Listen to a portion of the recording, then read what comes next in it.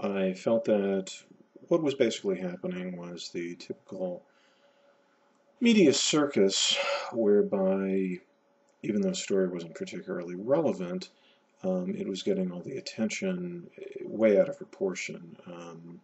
As a faculty member, I've been encouraged to discuss with my students their fears, and the first thing that I found basically ridiculous about this was that there wasn't really a reason for them to be afraid. There is almost never violence of this sort in the United States.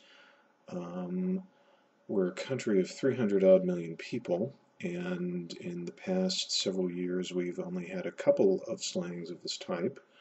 So statistically, the odds of them being in a major car accident, getting hit by lightning, possibly getting hit by a meteorite, are in fact greater than the odds of them dying in some kind of madman shooting. Um, I don't think it's very good for people to live in fear and to live constantly afraid. And so I feel that most of what's been going on is kind of a maudlin sense of self-congratulation that, oh, we live in these terrible times, this sort of celebration of victimhood, that we're all victims, that we, should all be afraid all the time, that there's nothing we can do about it, that things have just gotten too wrong and too evil, and that we're all just basically out of luck and should be frightened and shivering. It doesn't seem to me to be a very pleasant way to live, and I didn't want my students living that way. Um, what we actually did in class is as follows. I held up, let me see if I can find one. I held up a magic marker. This is, excuse me as I fall out of frame. This is similar to the magic marker I held up. I held up a dry erase marker. Um, I held it up to the class and said that we were going to do an exercise. But that before we started the exercise, I wanted to talk to them about violence, about my own views on violence, and on really the philosophy behind this.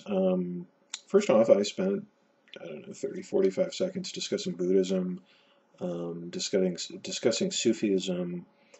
These are both basically nonviolent theories and ways of life, which, given the weapons that are out there, frankly, are probably very futuristic philosophies in a lot of ways.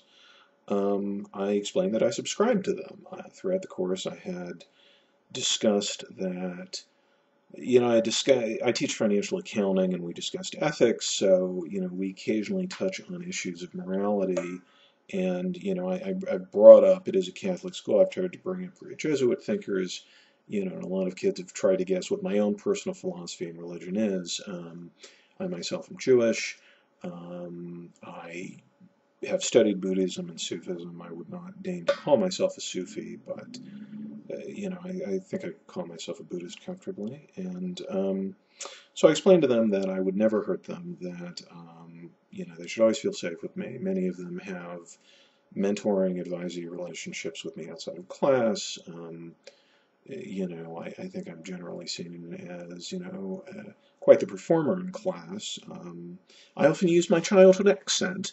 I grew up in Jamaica and have colonial accent when I'm tired, or when I'm very sleepy, or when I first wake up, I have colonial accent. It's childhood accent, which I sometimes use actually with friends. I'm kind of a showman in class. I'll, slap my hand if I make a mistake in class. I think I spanked myself in class once, bad teacher.